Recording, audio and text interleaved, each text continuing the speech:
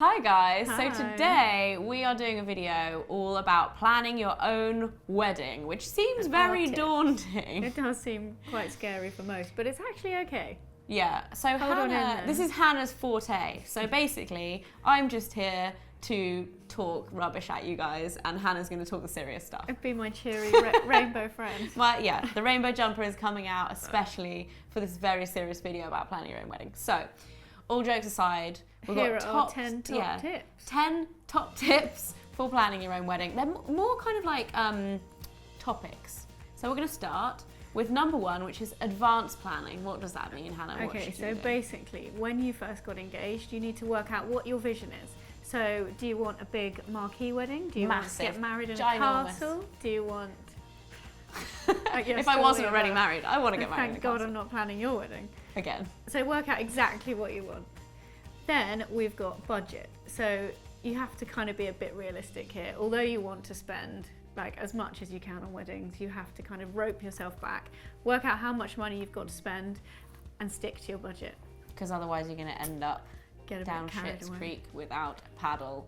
Not And it's so not good. going to be fun. And then you've got to think about your number of guests, which is key. So you need to find a number and stick to that as well, because the number of guests obviously makes a massive difference to cost. Yeah, So because have the a think budget about and the it. number of guests is like a You got it. Well, you scales, got it. right? Well because done. the more you can spend on each person, let's not invite second Oh, cousin dear. twice removed. Okay, number 2 is research. Okay, so the best way to do this is get yourself a really good scrapbook. I'm all about scrapbooks, cutting stuff geeker. out. Getting loads of wedding magazines when you first get engaged is good. Pinterest yeah. is amazing. I for was more weddings, into Pinterest amazing than wedding physical planning. scrapbooking because I'm always here, there, and everywhere. Yeah, it's good to do a bit of both, I I think. think sometimes it's hard to like physically do it because if you're traveling and away a lot, like Yeah, me. but you can see when you're traveling and you rip things out, it's good to have like a book to put things in, I think. We've got just a handbag full of Full ripped of- out pages of exactly. magazine. Not such a good look. Scrapbook. And it's a good way as well to work out what you love and what you hate. So work out what you actually are quite passionate about and what you definitely don't want. And it's good to be able to show people exactly in picture form what you love and what you really don't want, so that you've got that translation. Yeah, because Correct. sometimes if you People- describe something, their imagination Go runs off on wild. their own tangent, and it might be something you really don't want. Yeah, and you end up with a disaster. So number 3 is time schedule. Now this is really key. This is a bit boring, this one, but it's so important for your wedding. I've got an amazing schedule document that I will share with you guys, and you can download it on Brides Force. And it basically gives you a document that you fill in with all your suppliers, the timings. Super detailed, isn't it? You love want to be it. really You love geeky and it. organised like Hannah. In all seriousness though, if you're planning your It's own so wedding, useful. it's very, very useful. It's a really good document to have everything all in one place, and then you can kind of hand that over to your head bridesmaid as well, so that you don't have to deal with any of the detail on your wedding day. Yeah, all of the like ushers and someone best man be doesn't like, turn up. this is what you're doing at whichever times. Here's This your is the schedule. number for the DJ. If he doesn't turn up, this is who you ring. It's basically like a call sheet for a shoot. Exactly. Yeah. Very useful. Got it. Number 4 is budget. Now this is separate to the get your budget in order to start off with in the advanced planning section. This is like the serious budget The part, actual right? detailed line by line budget, which is exactly what you need. You need to get a spreadsheet for this. Now I love spreadsheets. I'm a total geek with spreadsheets. It's a good job you were But planning my wedding. I you would have been literally- terrible at doing my own. You need to do it line by line. It's really important to keep all the detail in there, and also to have a contingency plan in there as well is really useful, because you never know what's going to happen. So it's good to have, say, 10% at the bottom just for contingency, so that you don't kind of get carried away and have a nasty surprise at the end. Yeah, and things like VAT. VAT you have to add Don't in. forget don't about forget. that. That could be a nasty 20% extra Yeah. if you don't remember to put it in. On because certain people add it on, certain people don't, and Yeah, certain some people, if people they're don't not VAT use it. registered, they won't have to charge you. But some people do, like some.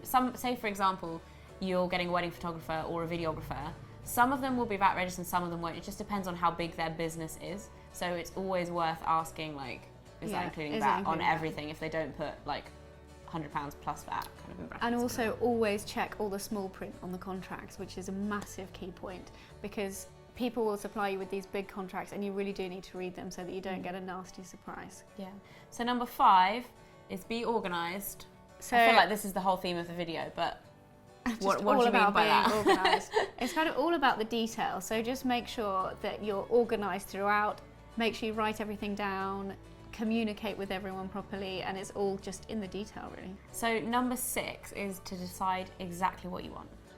So make sure you decide what you and your husband, if he gets a say in it.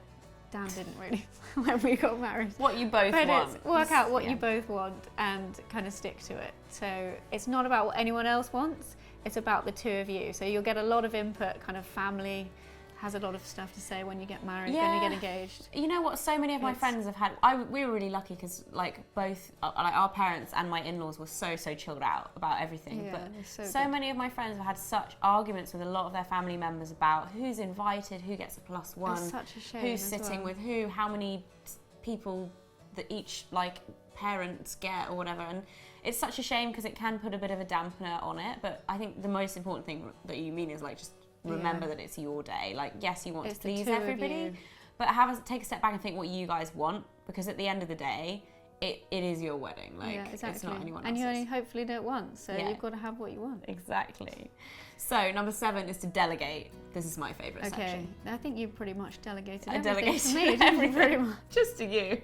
So find those key kind of family members or friends that are awesome at doing certain things and use their abilities really. So if someone's really good at flowers, maybe they could do your flowers for you.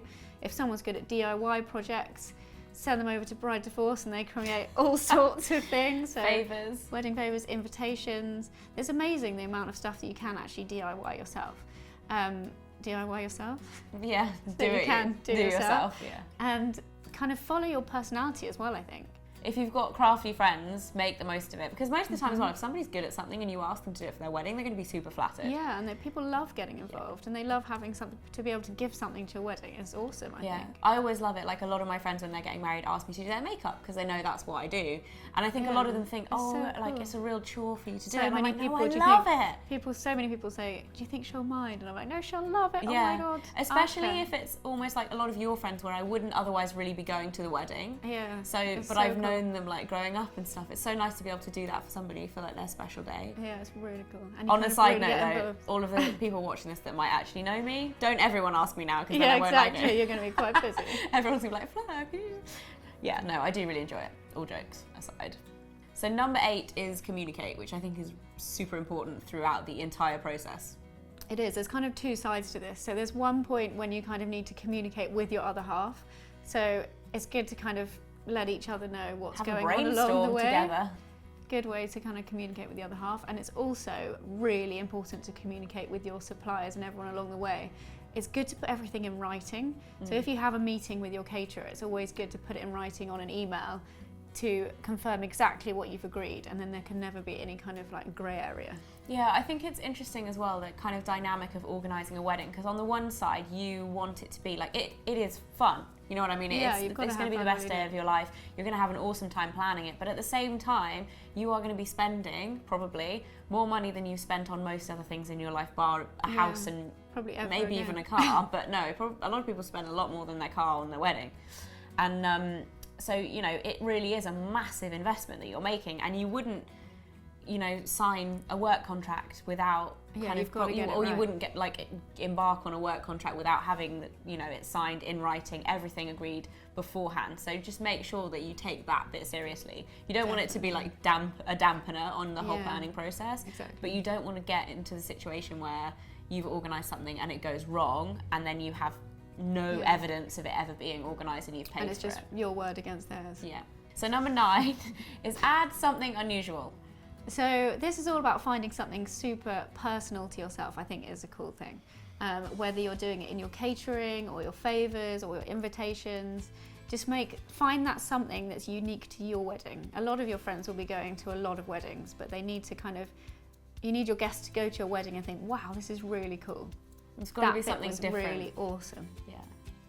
So try So and finding think. something. And then everyone else will copy you afterwards, but as long as Yeah, you did it it's first, flattering that's though, fine. hey? That's As what long I as you did it found. first. Number 10, all importantly, relax and have fun with it. Just enjoy your day, and just make Enjoy sure the it's day, but also awesome. enjoy the planning process. This is what I say to Yeah, everybody. that's Whenever my so friends true. get engaged, I'm like, oh my God, don't get overexcited and try and rush it and plan it and wish that time away, because it's so much fun. And after you're married, it's all over and hopefully don't get to do it again. So I just enjoy the whole planning process because it's awesome. It's fun. Trying Having on fun with your dresses friends is so cool.